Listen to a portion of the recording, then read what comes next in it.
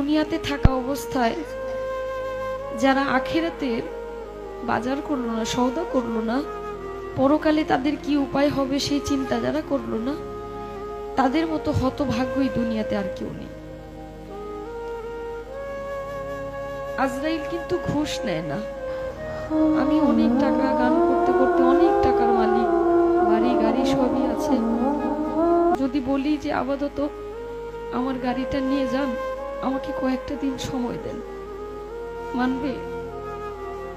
কারো কথা মানবে? মানবে না।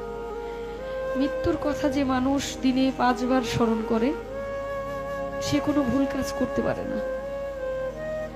একবার স্মরণ করে দেখেন, আপনি মরে গেলে আপনার সঙ্গে কে যাবে? আপনি মরে যাওয়ার সঙ্গে সঙ্গে সকল কিছু ভাগাভাগি হয়ে যাবে। আপনি মরার সঙ্গে সঙ্গে আপনার ব্যাংকে কি